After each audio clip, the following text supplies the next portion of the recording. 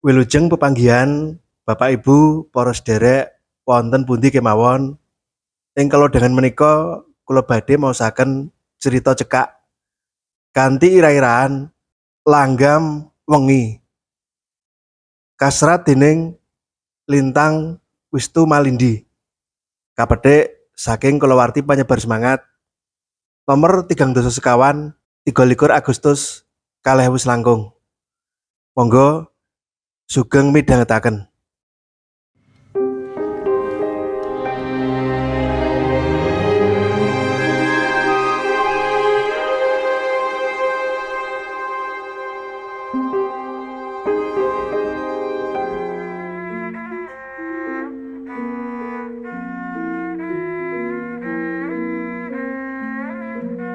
Kekarepane Bardan ora bisa dieluk maneh. Anggone kepengin nemoni Murni, wong wadon sing nate digawe tatu lara atine. Lan ditinggal lunga semprung ngono wae krana panggodane wanita liya. Kudu enggal kasembadan. Ora kena diulur-ulur maneh. Bardan ora mengku pamrih neka-neka. Butuhe mung arep njaluk pangapura. Jereng dosa lan kaluputan ing sangarepe wong wadon sing nate diningkahi puluhan taun kepungkur. Perkara Murni gelem aweh pangapura utawa ora, kuwi urusan keri. Sing wigati bisa ketemu lan nyuntak rasa sing tansah njula jroning dada.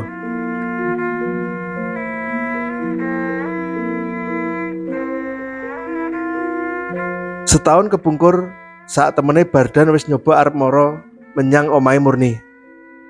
Nanging ceritane dadi seje bareng ketemu Sasmita, kanca lawas sing omahe cedhak karo omahe Murni. Sasmita kandha yen Murni wis urip mapan lan bisa nyekolahke anake wadon nganti perguruan tinggi. Kejaba kuwi sakwise ditinggal Bardan. Nyatane Murni panggah ora gelem diwengku wong lanang liya. Krungu cerita kaya ngono, atine Bardan dadi ciut. Pepenginane kanggo nemoni Murni kepeksa diwurungake.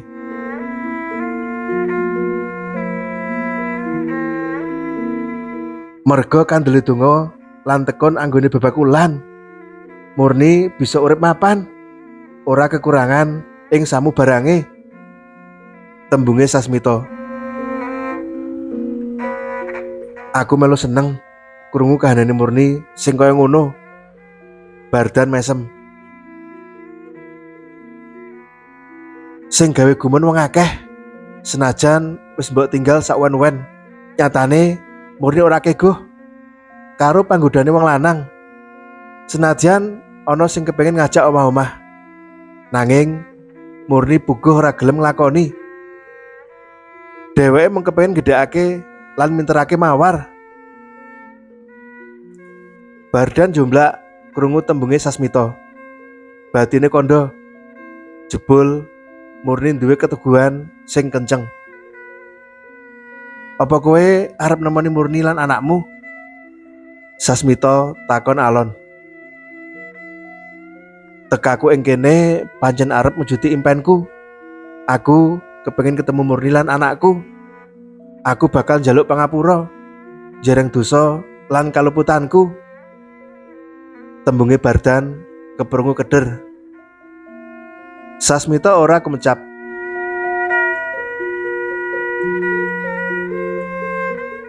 Mbuh piye dadine mengko, aku kudu nemoni Murni. Upama dikon nyembah lan ngaras delamakane, bakal ndak lakoni. Sauger Murni gelem aweh pangapura. Kepriya wae aku sing luput. Aku wong lanang sing ora ndalan. Mung tansah nuruti kekarepanku dhewe. Wong lanang sing gampang geblithuk mblengere lambe abang wong wadon liya.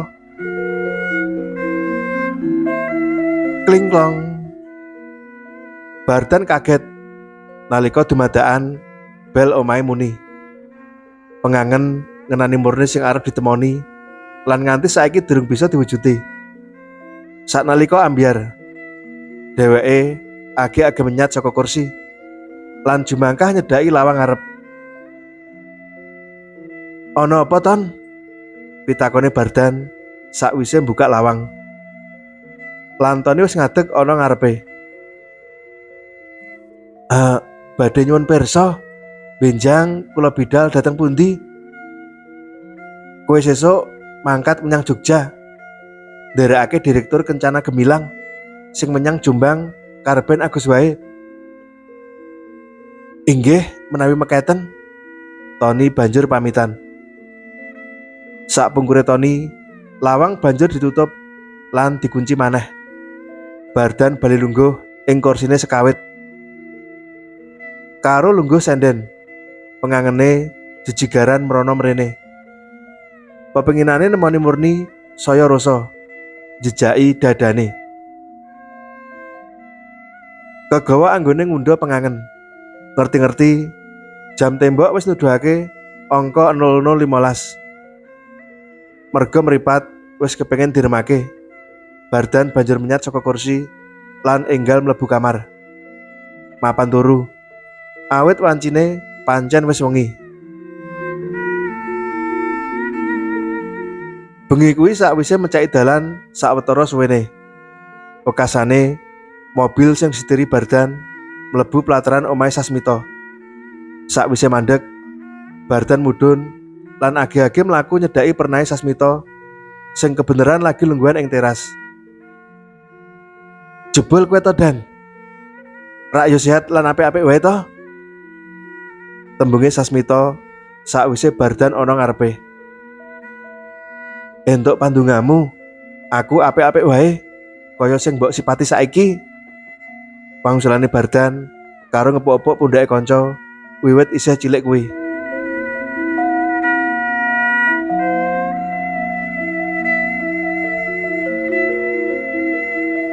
Biyen kowe kandha arep rene meneh sak perlu nemoni Murni.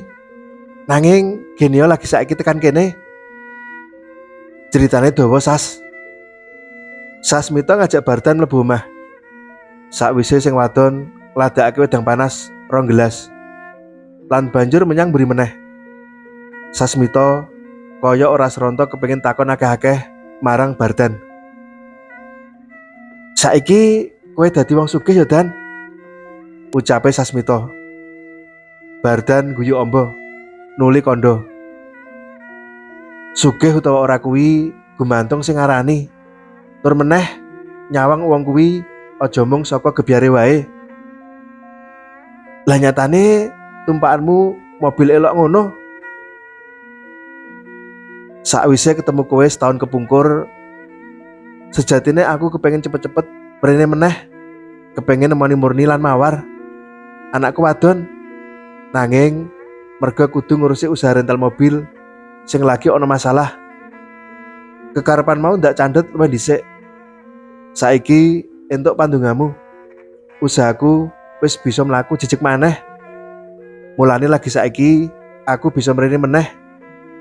Perlune nuruti pepinginanku sing durung kelakon. Sasmita ora nyambungi, nanging malah menyat saka kursi lan mlaku menyang jaba. Ora let suwe, wis bali meneh lan lungguh ing kursine sekawit. Anggonmu arep nemoni Murni becik diserantekake sauntara. Ndak inguk saka jaba mobile ora ana. Durung mulih sajake.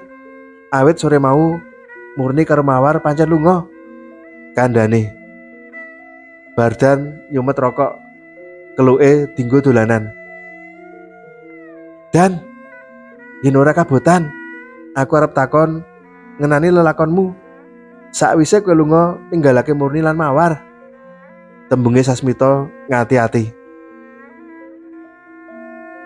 Yen ndak critakake dawa banget, sewengi kemput ora bakal rampung. Kok bisa? Cekak ause ngene. Sakwise lunga ninggalake Murni lan anakku sing isih cilik, aku banjur menyang Malang lan urip bareng Tutik, wong wadon sing kuwawa ngruntuhake imanku. Nanging sakwise 7 taun urip bareng, Tatik minggat ninggalake aku. Sakwise pisah karo Tutik, aku banjur kecantol wong wadon liya. aran Rini. Nanging kuwi mung lumaku 5 tahun suwene. Rini uga banjur minggat mbuh menyang endi. Sasmita mantuk-mantuk. Sakwise kuwi aku pilih urip ijen, wegah sesambungan karo wong wadon maneh. Aku wegah lara ati dinggo dolanan wong wadon. Monggo sing arep ngarani. Sing cetha nalika urip ijen aku luwih ayem lan tentrem. Ing wektu kuwi uga aku banjur nyoba usaha rental mobil. Nyatane bisa mlaku nganti saiki. Sasmita ora nanggapi, nanging malah menyat menjaba lan let sedhela bali ing kursine. Ketoke murni wis ana omah. Sida nemani ora? Sida. Mbuh mengko piye dadine? Wektu iki aku kudu nemani Murni. Apa kowe pengen balan karo Murni? Bardan ora age-age mangsuli. Panyawange malah ngener usuk. Nanging ora suwe lan banjur kandha. Bab kuwi ora nate kegambar ing pikiranku. Butuhku mung kepengin ketemu, njaluk pangapura, nyuntak rasa luput lan dosa-dosaku marang Murni. Yen ngono, ayo saiki enggal menyang omahe Murni, selak kewengen. Bardan lan Sasmita banjur mlaku menyang omahe Murni. Ngerteni tekane Bardan, sak temene Murni kaget. Nanging rasa kaget mau enggal disingetake. Mor, aku mrene mung sakderma ngeterake Bardan. Sajake ana perkara wigati sing arep diomongake marang kowe. Tembunge Sasmita sakwise lungguh ing ruang tamu. Iya Mur, tekaku iki mung ngarep. Tembunge Bardan ora dibacotake. Awit kegawa rasaning ati sakwise adu arep karo Murni. Arep apa Mas? Ucape Murni dibarengi asem. Asem kuwi mengku teges sing kepriye. Bardan kangelan jarwakake. Aku mung ngarep ngomong ngenani lelakon sing sak temene ora patut diceritakake. Tembunge Bardan keprungu keder. Anane lelakon adile ya dilakoni Mas. Murni bali mesem. Aku teko kene mung arep njaluk pangapura sakai kaleputan lan dosa-dosaku. Aku wong lanang sing ora bejaji. Wong lanang letek jejemberi. Wes Mas, ora perlu duwe tembung kaya ngono. Lan ndukiri lelakon kepungkur. Becik saiki mikir sing kudu dihadepi. Lan aku ora kabotan aweh pangapura marang sapa wae. Klebu Mas Bardan. Krungu tembunge Murni sing kaya ngono. Atine Bardan sakala dadi lega. Kanggone Bardan, ora ana wong wadon ing donya iki sing duwe bebudan luhur kejaba Murni. Yen ora kabotan, aku uga kepengin ketemu Mawar, anakku. Kandhane sak banjure.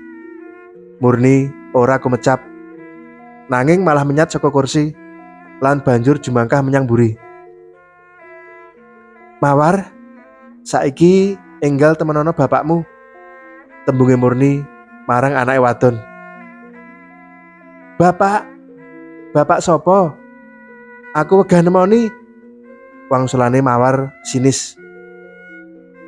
Aja kaya ngono Cahayu. Kepriya wae kae bapakmu sing ngukir jiwa ragamu. Wegah.